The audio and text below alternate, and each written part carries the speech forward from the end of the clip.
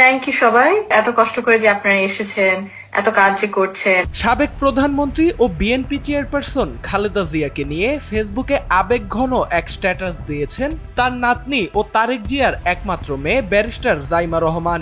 মঙ্গলবার সকালে দেয়া ওই স্ট্যাটাসে দাদুকে নিয়ে শৈশবের স্মৃতিচারণ করেন তিনি।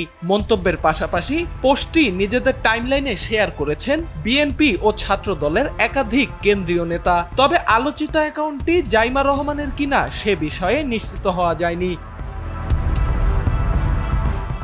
স্ট্যাটাসে জাইমা রহমান লেখেন, দাদুকে নিয়ে আমার সবচেয়ে প্রিয় স্মৃতিগুলোর একটি হলো পরিবারকে আগলে রাখা। একজন অভিভাবক হিসেবে তিনি কতটা মমতাময়ী ছিলেন। আমার বয়স তখন 11। আমাদের স্কুলের ফুটবল টিম একটা টুর্নামেন্ট জিতেছিল আর আমি মেডেল পেয়েছিলাম।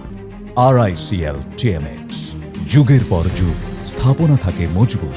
আম্মু আমাকে সরাসরি দাদুর অফিসে নিয়ে গিয়েছিলেন। আমি যেন নিজেই দাদুকে আমার বিজয়ের গল্পটা বলতে পারি, তাকে আমার বিজয়ের মেডেলটা দেখাতে পারি। আমি খুব উচ্ছ্বসিত হয়ে গোলকিপার হিসেবে কি কি করেছি সেটা বলছিলাম, আর স্পষ্ট টের পাচ্ছিলাম দাদু প্রচন্ড মনোযোগ দিয়ে আমাকে শুনছেন। তিনি এতটাই গর্বিত হয়েছিলেন যে পরে সেই গল্পটা তিনি অন্যদের কাছেও বলতেন।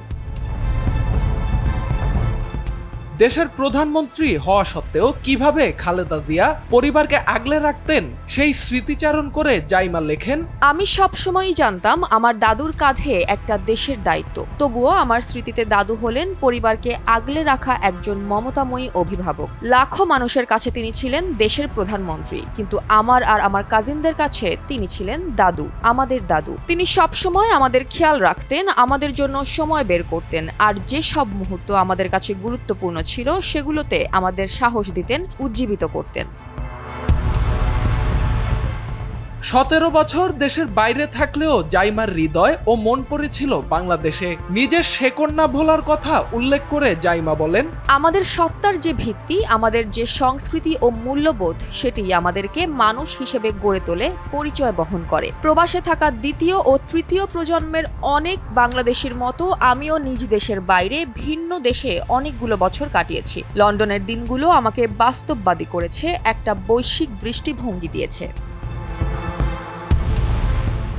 নিজের পেশা ও সেখান থেকে পাওয়া বাস্তবিক শিক্ষার প্রসঙ্গে জাইমা বলেন, প্রাতিষ্ঠানিক শিক্ষা আমাকে শৃঙ্খলা ও বিষয়ভিত্তিক জ্ঞান শিখিয়েছে, তবে মানুষের সঙ্গে কাজ করা আমাকে শিখিয়েছে আরো অনেক বেশি। শিখিয়েছে দায়িত্বশীল হতে, বিপদগ্রস্তের পাশে দাঁড়াতে। আইন পেশায় কাজ করার সময় কাছ থেকে দেখা মানুষগুলোর গল্প আর সেই গল্পগুলোর যৌক্তিক ও আইনগত সমাধান খোঁজার দায়িত্ব আমাকে আলোড়িত করে। প্রত্যেকটি ক্লায়েন্ট, প্রতিটি মামলা, প্রতিটি মানুষের সমস্যা কারো না কারো জীবনের সঙ্গে গভীরভাবে জড়িত। যারা ন্যায় বিচার থেকে বঞ্চিত হয়েছেন, অবহেলার শিকার হয়েছেন, তাদের পাশে দাঁড়িয়ে সেই বিশ্বাস দিতে হয় যে তাদের বিষয়টি দেখা হচ্ছে, শোনা হচ্ছে এবং সমাধানের চেষ্টা করা হচ্ছে। কারো জীবনের সবচেয়ে কঠিন দিনে তার পাশে দাঁড়ানোর অভিজ্ঞতা যে শিক্ষাটা দেয়, সেটা কোনো ক্লাসরুম দিতে পারে না। এই প্রতিটা ধাপ আমাকে ভাবতে শিখিয়েছে মানুষ হিসেবে কেমন হতে চাই।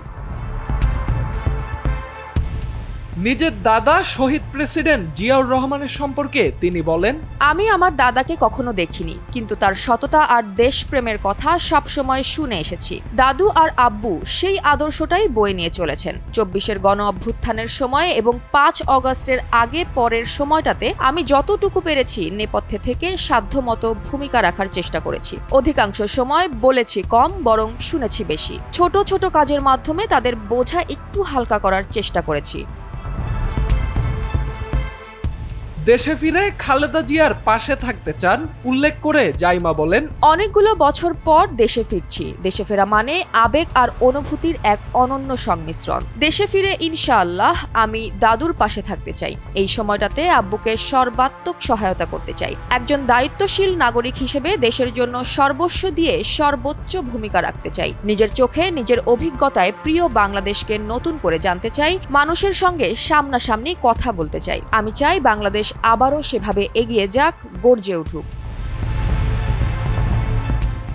বিএনপির প্রতি জনগণের প্রত্যাশার কথা তুলে ধরে তিনি বলেন, আমি জানি আমার পরিবারকে ঘিরে দেশের জনগণের কৌতূহল রয়েছে, প্রত্যাশা রয়েছে। সেটি কখনো আশার, কখনো প্রশ্নের। সেই প্রত্যাশা পূরণের দায়ভারও রয়েছে। জনগণের সেই প্রত্যাশা পূরণের চাপ আমরা সবাই কোনো না কোনোভাবে অনুভব করি, পরিবারে, বন্ধুত্বে, সমাজে।